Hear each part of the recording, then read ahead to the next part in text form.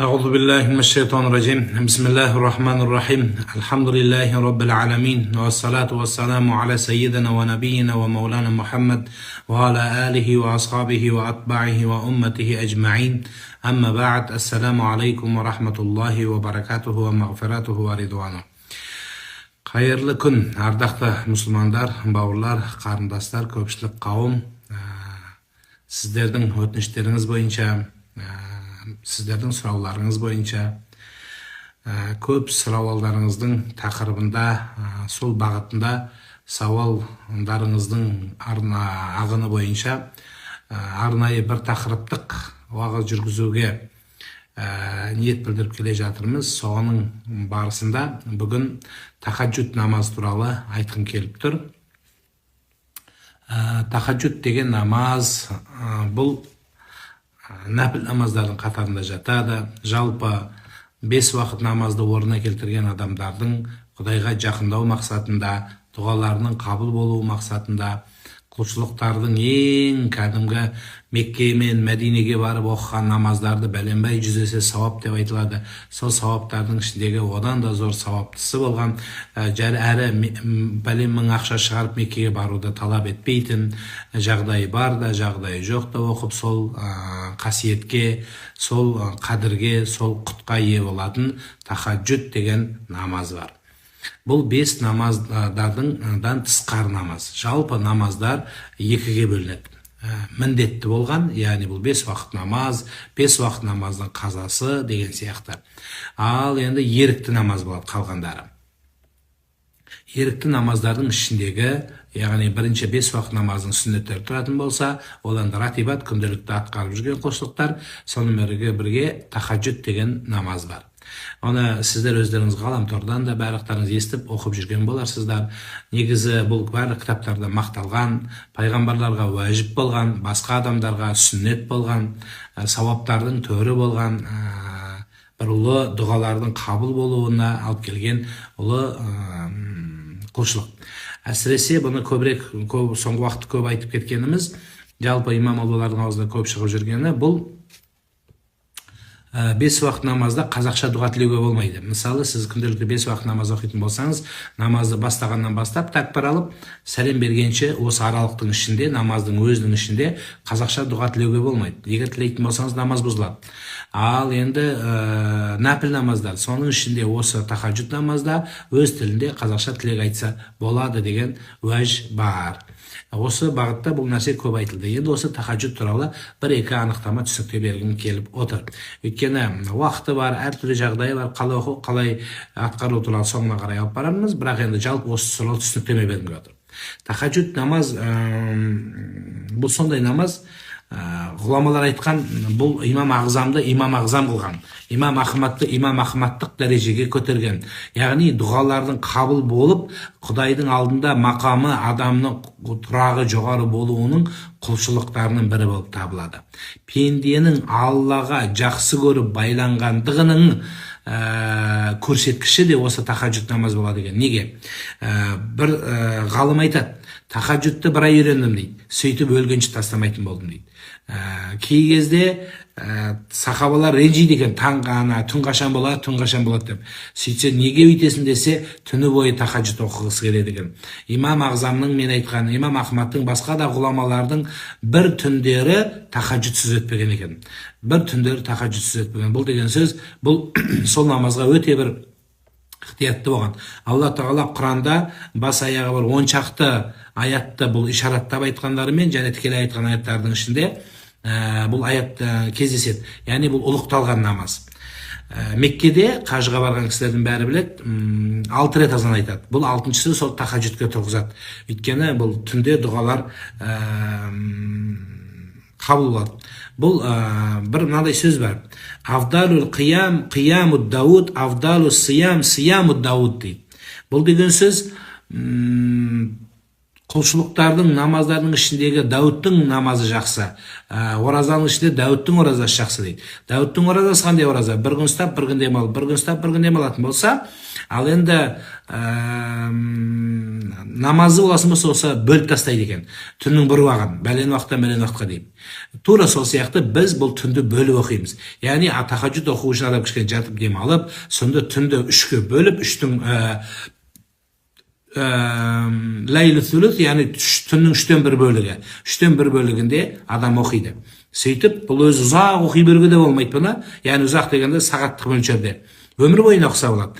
Бірақ сағаттық мөлшерде ұзақ оқитын себебі бұл адам кішкене демалғаны жақсы дейді. Өйткені пайғамбарымызға бір адам таң намаздан келмей қалады. Сонда таң намаздан неге келмеді дегенде, бұл адам түні бойы тахаджуд оқып, таң намазына ұйықтап қалды дегенде, бұл түні бойы ұйықтап, таң намазына келген жері артық еді дейді. Осыдан шыққан сөз, әуелі осы намазға құмар болған, оқығысы келіп, бұның шарапаттарын айтам, барлықтарыңыз оқыңыз келіп кетеді. Десе де, бұл намаз оқиды кім? 5 уақыт намазын жайына келтіргендер оқиды. Яғни естіп алып, бізде де сол ғой, мына бір дұғаны естіп алса, ойбай, мына дұға күшті дұға екен, мына дұға бір айғыр дұға екен, айтқанын бәрін қырады екен, сразу вопростарын бәрін шешетін, тендерлерді шешетін, бастықтарды сындырып жіберетін дұға екен дегендей, намаздарды да сөйтіп естіп алып, қазір мен айтам, шын мәнінде мынаның шарапатын бір 9 ба 11 шарапаты бар. Соны айтып өткенімде таң қаласыз, ойбай, мен мына бүгіннен бастап оқимын дейтін боласыз. Бірақ осыны жаңағы 5 уақыт намазды орнына келтіргеннен кейін оқыңыздар. Десе де оқи беруге болады, бірақ 5 уақыт намазға ықтиятты болу тахаджудтан әлдеқайда артық болады. Бұл Алла тағалаға пенденің жақсы көруінің, Аллаға деген жүрегінің байлануының, жаратқанға деген жақсылығының көрсеткіші болып тұр. Қиямул ләйл, түнгі намаз, асари суджуд деп те келеді Құранда. Сәжделердің асары, яғни ең тәттісі, жақсы намаз, нафіл намаз деп аттары бұның өте көп. Жалпы пенде Аллаға тахаджудте жақындайды. Тахаджудте жақындайды да, тахаджудтардың ішіндегі осы мына басыңды сәждеге қойғанда Аллаға ең пенденің жақындайды деген тұсы, яғни бұл ұйқыны, адам өміріндегі бір ең қымбат тәтті нәрсенің біреуі ұйқы баршамызда. Сол үшін Алла тағаланың алдында сауап дәрежесінен мұнафықтықты көрсеткіштің болмауының алып келетін, пенденің Құдайға жақындайтын осы түнгі намазбенен осы таң намаз болып табылады да. Сондықтан бұл намазға өте ықтияттық болу. Алла тағала бұл тахаджуд оқығандарды әл мен сәилин фаутиялах, кім менен сұрайтындар болса сұрақтарыңды берейін. Әл мен мустағфирин фағфирлилаху, кім кешірім сұраса соны кешірейін. Әл мен тайбин фаатубу илей, кім менен тәубә сұраса тәубәсін қабыл етейін деген уақыт тура осы тахаджудтың уақытысы болып табылады. Демек, жаратқандардың тілекті қабыл қылып, және сол тілектің кері қайтпайтын уақытысы осы тахаджуд болып табылады. Сол үшін Аллах Тағала тіпті тахаджуд оқығандарды кейбір асар хабарларда айтады, Жибрил періштенің өзіне көрсетіп мақтанады дейді. Міне менің пендем, мені әрдайым жадында сақтап, мені ұмытпай, мені жадында сақтап жатыр деп Аллах Тағала айтады екен. Сондықтан тахаджудке көп адам оқып жүргендердің өзі айтады, тұра алмаймыз дейді. Неліктен? Ғұламалар айтады, егер адамның күнәсі көп болса дейді. Күнәсі көп болғанда, енді бәрімізде күнә бар шығар, бірақ тахаджудты кім оқи алмайды, білесіздер ма? Өйткені мына тілде ие боламайды емес. Күнәсі көп, күнәнің ішінде тіліне ие боламайтындар. Тіліне ие болса да, көзіне ие боламайтындар. Осы екі ағза мүшеңізге ие болсаңыз, тахаджудке тұру сізге мүлде оңай болады. Сол бір табиғи ғұлама кісі айтады, мен бір күнә істедім дейді, бір қателігім өтті дейді, содан кейін соның күнәнің әсерінен дейді, үзбей оқып жүрген тахаджудты бір жыл оқи алмай қалдым дейді. Яғни бір жыл түнде тұра алмай қалдым. Тұрам десем тұра алмаймын, ұйқы басып қаламыз. Қазір бізде ұйқы бас болғанымыз да сол шығар. Сондықтан да денсаулығымыз бұзылып, адам ұйқысыздықтан емес, ұйқыны көп ұйықтағаннан, жаңағы ұйқы деген дұшпан бар, жолдан істен қалдырар, дұшпаныңа алдырар, ризығыңды кемітер дегендей, осы бір дұшпанды жеңетін нәрсе, адамды сергек ұстайтын нәрсе осы тахаджуд болып табылады. Бұл тахаджуд адамға ең үлкен дос саналады. Құдайға жақындағыңыз келсе, Құдаймен сырласқыңыз келсе, Алла тағала сізге жауап беруін қаласаңыз, пайғамбардың үмбеті болып сүйіктісі болғыңыз келсе, тахаджуд оқисыз. Пайғамбарымыздан келеді, үш нәрсе бізге қалу жақсы бір керемет сүннет болады. Соның біріншісі тахаджуд намаз. Екіншісі сивак деп айтылады, мына арақ ағашынан тіс тазалайтын щетка. Осы нәрселер және әрдайым салауат айту. Бұл пайғамбарымызды ұлысы. Пайғамбарымыз және айтады, 4 нәрсеге ерінбеңіздер дейді. 4 нәрсеге ерінбеңіздер. Біріншісі сәлем беруге. Біз күтіп тұрамыз. Анау бірінші берсе екен, неге мен беруім керек, мен оған өткенде бердім, ол жауап бермей қойды, өзінше қақиып қапты, семіріп қапты, күртой болып кетіпті дейміз да, сәлем бермей тұрамыз. Жоқ, сәлем ашық бірінші береді. Өзіңіз ойлаңызшы, пайғамбарымыз 60-ға келіп қалған кезі көшедегі 5-6 жастағы балаларға сәлем береді. Біздегі 5-6 жастағы сәлем тұрмақ, 5 жас кішіге сәлем бермейтіндер бар. Мұрны шікірейіп, әсіресе қалтасында ақша болып, сәл бір жағдай жақсы болса сәлем бермейді. Пайғамбарымыз саллаллаху алейхи вассалам әлемнің сұлтаны, Құдай тағала әлемдердің сұлтаны қылып жіберген адам балаларға сәлем беруді ұмытпайды еді. Біріншісі, ерінбеңдер деді, неге? Сәлемге ерінбеңіздер деді. Екіншісі, тахаджуд намазына ерінбеңіздер деді. Содан кейін біреуге жәрдем беруге ерінбеңіздер. Көріп тұрсың, біреу және обязательно келіп сені шақырып, міндетті түрде сені кел, маған жәрдем бер демей-ақ қойсын. Содан кейін ағайынмен үзілмеңіздер деді. Мысалы, біреумен үзіліп қалғанда, соған барайын ба, бармайын ба, қойшы ертең барам, ертең кешірім сұрайын деп, кешпеп қалмасын, дүниеден өтіп кету қаупі бар. Сондықтан адам тахаджудтың бұл сондай берекесі бар екен, екіге бөлінеді. Бұл дүниеде де көресіз, және қияметте де көресіз. Бұл дүниедегі тахаджуд оқыған адамдар мына нәрселерге ие болады. Біріншісі, Алла тағала жүзіне нұр береді. Тахаджуд оқыған адамдардың беті нұрлы болады. Екіншісі, сөзі кескін болады. Кескін деген сөз кесекте емес, сөздері кәдімгі қылыш сияқты, айтқаны кесіп түседі, жүрекке нық орнасады. Адам қабылдайтындай, Құдай тіліне сондай бұл бал, шіріндік және жүректі қабылдайтындай жақсы сөз береді. Үшіншісі, Алла тағаланың назары түскен болады да, оның назары түскені халықтың сүйіктісіне айналады. Халық жақсы көретін болады. Келесі, әрбір айтқан сөзінде даналық болады. Үлкенге де, кішіге де. Мысалы, кейбір адамдардың сөзі балаға өтеді де, шалға өтпейді. Шалға өтсе, әйелге өтпейді, әйелге өтсе, басқаға өтпейді. Мұны сондай нәрседен Құдай алып қояды. Үйде мысалы, сіздерде ұрыс болып жатса, әйел кісілер күйеуіменен келіспей, күйеулер әйелін тыңдамай, балалар ата-ананы тыңдамай жатса, психологқа, басқа біреуге жүгіре бермей, тахаджудқа жүгіріңіздер. Құдайдың есігін қағыңыздар. Алла тағала деп жай қақпайды. Мына қолды жаю деп тұрмыз ғой. Сол жаюды тахаджудтен кейін істесе жақсы болады. Неге? Өйткені халқымызда Құдайға берді жауын деген жақсы сөз бар. Және тахаджуд оқыған адам не болады? Сергек болады. Сергек болған адам ұйқысы келмейді, не істейді? Қолына кітап алады. Кітап оқығаннан кейін не болады? Білім алады. Білім болғаннан кейін не болады? Білім жүрекке кәдімгі құмға сіңген су сияқты оның жүрегіне, миына қалып қоятын болады. Мысалы, кейбір адамдар өздеріңізде көп уағыз естисіздер. Жағынан кіреді де, екінші жағымыздан шығып кетеді. Яғни ұмытып қаламыз. Сол ұмытпау, зеректік, зейінді арттыратын нәрсе. Көп балалар, жастар сұрайды, зейінімді қалай арттырам? Естіген нәрсемді ұмытып қала берем. Қандай дұға оқимын? Құр дұға емес, дұғамен бірге тахаджуд оқитын болсаңыз, Құдай тағала зейініңізді ашады. Одан кейін Алла тағала сондай береке беріп қояды екен, уақытыңыз берекелді болады. Әрбір уақытыңызды берекеге саласыз. Яғни Алла тағала бекерден бекер уақытыңыз бос өтпейтін болады. Телефон шықып, немесе бір болмайтын нәрселерге еліктеп, бір сөз тыңдап, бір уақыттарыңыз бір болмайтын нәрсемен өтпейтін болады. Сонымен бірге Алла тағала сізге сондай бір жақсылық қасиет беріп қояды екен, көзіңіз қартайып, дүниеден өткенше соқыр болмайсыз. Құлағыңыз саңырау болмайды. 5 уақыт намазда, мешіттен азан айтылғанда бәрі естиді. Адам түгіл иттер ұлайды. Өздеріңізде жиі сұрақ қоясыздар ғой, неге азан айтылғанда иттер ұлайды дейді. Кейбіреудің жүрегіне қатты тиеді сол. Бұл мешіттегі 5 уақыт азан. Енді біздің елдерде тахаджудтың азаны бар. Тахаджуд намазының азаны бұны періштелер шақырады екен.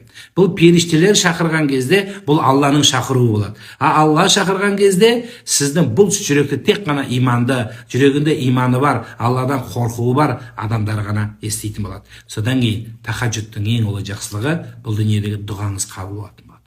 Тахаджудтан кейін ерінбей қол жайыңыз, алақан жайыңыз, Алла тағаладан сұраңыз, сөзсіз дұғаңыз өтетін болады. Егер басқа уақыттарда өтеді, өтпейді, иманым әлсіреп жатыр дегендер бар ғой. Мысалы 5 уақыт намаздың өзін оқи алмай жүргендер бар. Кейде оқиды, кейде оқи алмайсыз. Сол кезде тахаджудқа тұрсаңыз, тахаджуд сізге өміріңізді пленка қылып көз алдыңызға алып келіп береді. Қандай нәрсе істедің, және не істей алмадың. Алла тағаладан жүрегіңізге қорқыныш, үрей және Құдайғаның рахымдығына үміт салады. Осы екі ортада өмір сүріп, және Алланың рахымдығын түсініп, және Алланың қаһарын түсініп, сол екі ортада осы тахаджуд сізге алтын көпір болып береді, Құда қаласа. Одан кейін бір ереже бар екен тахаджудке. Тахаджудты не сұрасаң, мейлі сәждесінде, мейлі тахаджудтан кейін. Бұл ереже бар екен. Сен сол сұраған нәрсеңді бұл дүниеде көрмейінше өлмейді екенсің. Алла тағала сонда ереже беріп қояды. Алла, мен немере шөберемді көрейін деп тұрып тахаджудта сұрасаң, сөзсіз көресіз. Күйеуге шыға алмай жүрген қарындастар, қарындастарым, қашан күйеуге шығам, қандай күйеуге шығам, қандай күшті навороченный дұға оқысам деп керек жоқ. Навороченный дұға тахаджудты оқи беріңіз. Алла тағала сізді сүйкімді қылып тұрып шығарады. Ой, сондай қылып шығарады, бүкіл Қазақстан шулайтын болады. Сондықтан Алла тағаладан қалайсыз ба арманыңыз орындалып, тахаджуд оқыңыз. Алла тағала сізді тахаджудпенен сондай дәрежеге, мақамға көтереді. Сол үшін Алла субханала тағала осы пайғамбарлардың құлшылығы болған, пайғамбарлардың шын мәнінде құлшылығы бол. Соның бір четін Алла жақсы көріп пайғамбарлармен бірге сізбен бізге нәсіп еткен. Тахаджуд енді 5 уақыт намаздың түнгі таң намазына тұра алмаған адам тахаджудқа қалай тұрамыз десеңіздер, ең бірінші жатқан кезде ниет етіп жатасыз. Жатып ұйықтау керек. Я Алла, мен тахаджудқа тұрайын, ниет еттім, мені тұрғыз, я Раббым Алла десең, Алла тағала ұйқыңызды 40 минут ұйықтатса да сізді 40 минут. Бірақ енді қазір мынау жаздың уақытысы ғой, жаздың уақытысында адамдардың ұйқысы қанбауы мүмкін. Бірақ Алла тағала сізді соған бәрібір қалай болғанда тұрғызатын болады. Бір тахаджудты дейді, бір имам Малик ибн Анас айтады, тахаджудты мына сәждеде Құдайдан сұраңыз дейді ғой. Сонда айтады, соны жауап бермейінше басыңды көтерме дейді. Алла тағала саған жауап бермейінше оқи бер деген сөз ғой енді. Алла жауап береді деген сөз. Демек, оқыңыз. Мен кеше бір пост салдым, соны кейбір адамдар дұрыс түсінбей жүр да. Мына екі ереже бар екен. Екі адам жұмыс істемесе болады дейді ғалымдар. Жұмыс істемей қойсын дейді. Оған Құдай бәрібір береді дейді. Яғни сәл қимылдасаң Құдай береді. Енді вообще жатсаң бермейді әлбетте. Сәл қимылдасаң Құдай саған береке беріп қояды. Қандай? Бірінші ата-ананың ризалығын алсаң, сен жұмыс істеме, сәл қимылдасаң саған ақша өзі келетін болады. Сәл қимылдайтын болсаң саған береке өзі келетін болады. Екіншісі, жұмыс істемесе қой дейді. Кім? Ата-ананың қарғысын алсаң. Ата-ананың қарғысын алсаң, бол, сен жұмыс істесең де саған көп. Мына жерде миллион келеді, мына жақта миллиард шығады. Маған көп жиі адамдар жазады ғой. Жаңағы осындай береке жоқ, семьямызда ынтымақ жоқ, тапқанымыз біреуіміз екеу болмайды ешқашан деп. Сонда сұрап келіп, ата-анаңмен қалай істесең? Ой, біз ата-анамызбен бірге тұрмаймыз, ажырасып кеткенбіз, араласпаймыз, олар мені бақпаған, олар мені қарамаған, олар мені ренжіткен, әйел алатын кезде қарсы болған, күйеуге шыққанда бүйткен, ол баяғыда болды, өтті кетті, ол бөлек мәселе. Енді бүгінгі таңда араласу керек. Бұл нені айтып тұрмын? Енді содан жұмыс істемей жата бер деген сөз емес. Тура осы сияқты тахаджудте де жаңағы басыңды көтермейінше, бермейінше басыңды көтерме деген сөз. Басыңды көтермесең таң атып кетеді, ондай ма? Бұл жерде салыстырма, абстракты түрде айтылған нәрсе. Яғни Алла береді деген сөз. Асықпа сұраған кезде, сәждеде болсын. Я Алла, маған беретіндей қылып сұра. Кішкентай бала сұрау үшін иннаху кана тауаба, Алла тәубені қабыл қылушы. Истиғфар айтып, я Алла, менің күнәмді кешір деп сұрайсыз ғой. Сол кезде кішкентай бала сияқты. Бала анасының өмірін сұрағанда жылайды. Тура сол сияқты жылау арқылы сұрасаңыз, Алла сізге сөзсіз тахаджудтың шарапатымен береке береді. Ата ибн Раббах айтады. Ата ибн Раббах рахимахулла айтады.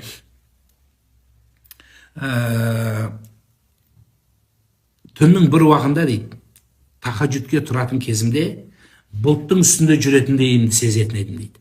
Яғни бұл сондай дәрежедегі адамдарға Алла Тағала барлығын көтереді. Сіз басында бір күн, 2 күн, мүмкін бір апта, мейлі 40 күн будильникпен тұратын болсаңыз, кейін сондай халге жетесіз, періштелер сізді өз оятын болады. Мысалы, көп адам айтады, мына әсіресе намазда стажы бар, бұрыннан оқып жүрген көп кісілер айтады, мен әзір дейді намаз оқығанда дейді тахаджудта тұрмай неғылмайын дейді, будильник ештеңе қоймай өзінен өзі тұрып кете береді. Мына 5 уақыт намаз оқып жүргендеріңізде білесіздер, сізде сағат керек жоқ сізге, сіз уже жаттап алғансыз, қай уақытта қай намаздың уақыты келеді, кәдімгі Алланың қалауымен өзіңізден тұрып кете бересіз. Таң намазында да жиі тұрып жүрген адамдар солай болады. Неліктен? Өйткені сені періште оятады. Тахаджуд бұл сондай намаз, сізді періштелер қасыңда оятады деген сөз. Ал енді осыдан не қорытынды шығады? Сізге періште ең жақын жаныңыздегі жақын жора жолдасқа айналып қалады.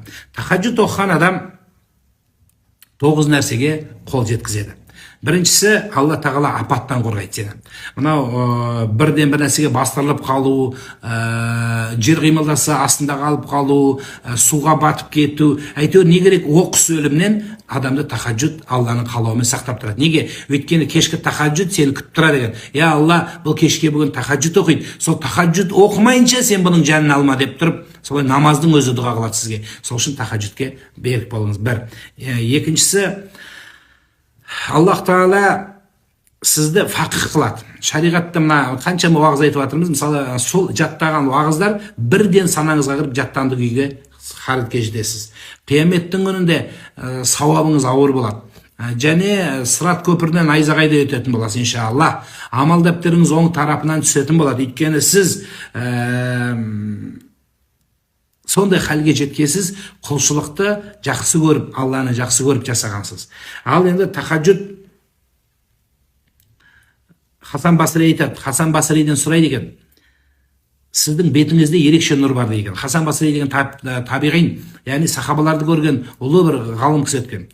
Сол кісіде ерекше ешкімде болмағандай бір нұр болған екен. Бәрі сұрайды дейді, сізге осы ерекше бір нұрыңыз қайдан келді, қайдан жұқты деген. Мен ес білгелі тахаджуд қаза қылған емеспін депті. Тахаджуд тастаған емеспін. Міне сол нәрсе оны сондай халге жеткізді, нұрландырып осы ахуалға жетті. Сондықтан шамаларыңыз жеткенше осы құлшылықты тастамаңыздар. Енді қалай оқимыз?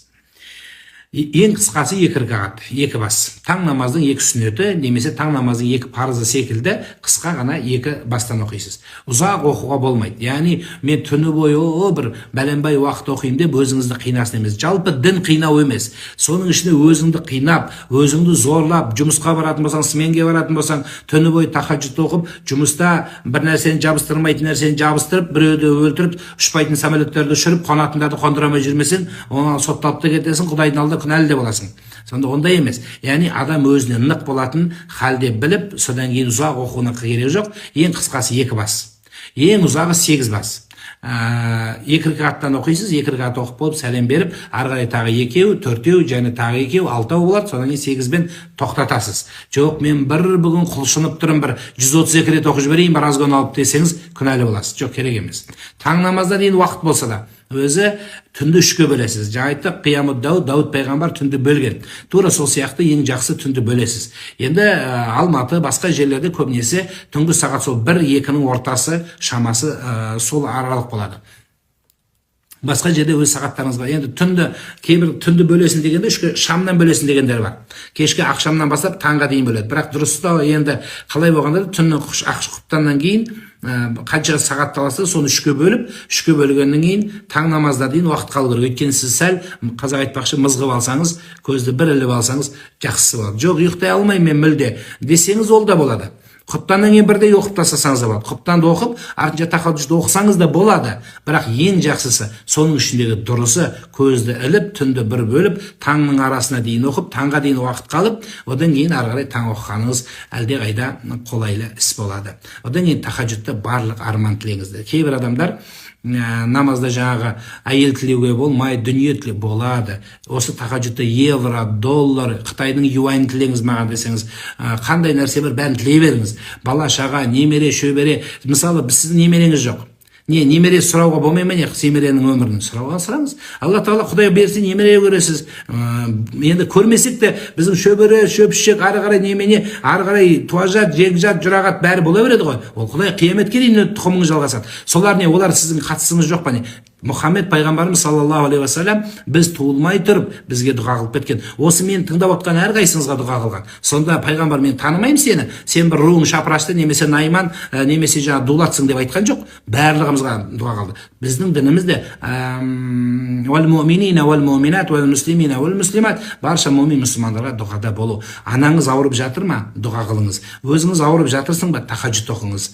Пайғамбарымызға бір адам келіп айтқаны бар: мен жаман түс көремін деді. Қорқыныш. Қазір түс туралы өте көп жазасыздар. Мен түстерді ашып үлгермей жатырмын.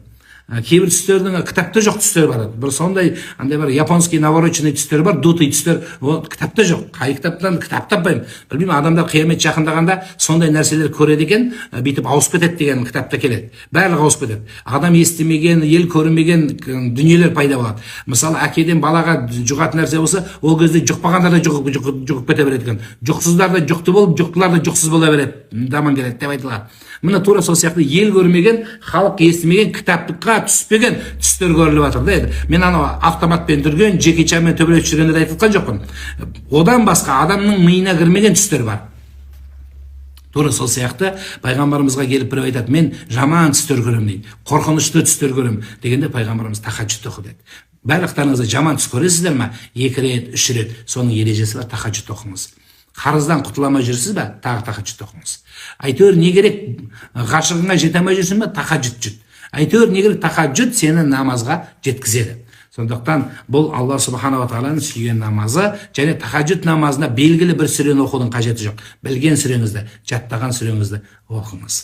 Арасын бөлсеңіз жақсы болады. Енді бұрынғы сахабалар, табиғиндар ұзақ сүре оқитын еді, ұзын сүрелер.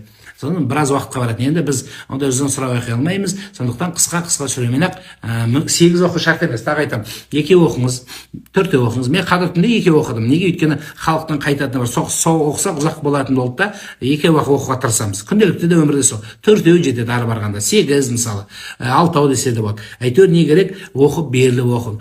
Бірақ 8 оқиын деп 8-ші рекатта бүйтіп көзіңіз жылынып бүйтіп оқи бергеннен қайыр жоқ. Біреу болса да бірегей бол дегендей, сол біреу болса да солай оқығандарыңыз әлдеқайда абзал. Қысқасы, осы тахаджуд намаз сіздердің қорғандарыңыз, тахаджуд намаз сіздердің бақтарыңыз, және осы тахаджуд намаз сіздерді ұлылыққа, дәрежелікке, мәртебелікке жеткізетін ұлы бір ғибадат. Осы намазға берік болыңыздар. Иншалла 5 уақыт намазға келе алмай жүргендер болса да, осы тахаджудтан болса да бастаңыздар. Әйтеуір не керек? Бұл намаз сіздің үлкен құлшылықтарға, осы кішкентай нәрсе сіздерді ұлылыққа жеткізетін ұлы дәрежелі ғибадат болсын. Тағы айтам, имам Ағзам, имам Ахмад бен Хамбал, имам Анаси бен Малик, имам Бухари, бұл ғұламалар, ислам тарихындағы ғұламалар ешқашан тахаджудсыз биік шыңдарды бағындырмаған. Барлығы осы нәрсеге жеткізген, тахаджудпен жеткізген. Сондықтан тахаджудте осы нәрсеге бекем болыңыздар. Енді тахаджуд туралы сауалдарыңыз болса, соңында жауап берейін. Тахаджудта таспа аударудың керегі жоқ.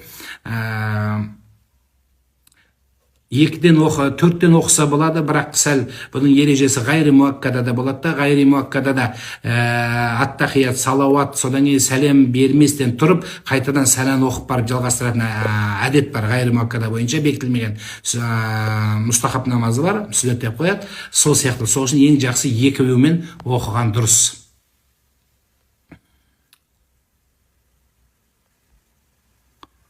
Күнде оқимын, шамаңызға қараңыз, айттым ғой.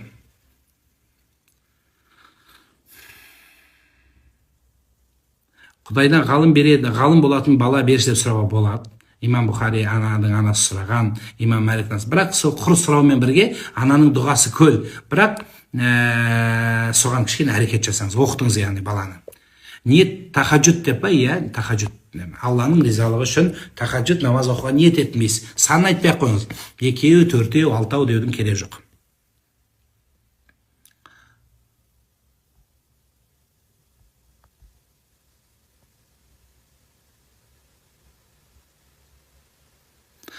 Құптанды оқып кетіп, Тахаджудпен оқысам бола ма? Болады.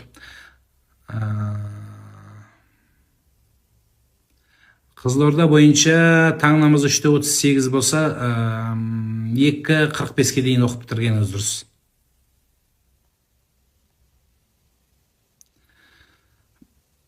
Таң намазына 1 сағат бұрын тұрып оқысаңыз болады. Если у человека операция, намазы будут каза. Если будет каза в том случае, если вы будете лежать под наркозом. Если этот наркоз будет длиться в течение суток, не знаю, есть ли такой наркоз, но, скорее всего, есть искусственный сон, когда врачи вводят человека в искусственный сон. В этом случае человека все намазы остаются не када, а говорят, даже прощаются. Как бы считается комой. Но если человек определенное время лежал под наркозом, эти намазы по истечению наркоза человек должен все-таки восполнить фарзы. Если после операционный период, когда человеку сложно вставать, лежать, делать омовение, человек читает намаз таяммумом, как и тахаджуд может читать при этом, и делает омовение таяммумом, и намаз будет читать как удобно. То есть либо сидя, либо лежа, человек имеет право читать намаз. Так как в исламе нет заставления, человек не должен себя истязать.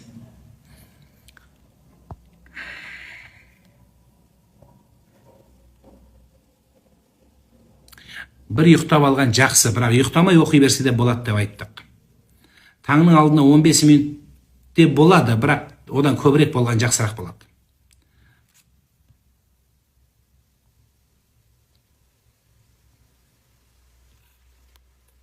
Біздің аналарымыз осы тахаджудты көп оқыған. Әжелердің түні бойы намаз оқығанын көрген шығарсыздар. Сондықтан осы намазға бекем болыңыздар. Тағы эфирлерімізде Құда қаласа жалпы бұл кіріспе ретінде айттым. Тахаджуд Аллах Тағала Құранда Муззамил сүресінде осы түнгі намаздарды мақтады, түнде тұратындарды Алла ұлықтады. Сондықтан осы намаз сізді көтеретін намаз екен біліңіз. Алла өміріңізді, келешегіңізді түзетем десе тахаджудке берік болыңыздар. Ассаламу алейкум ва рахматуллахи ва баракатух.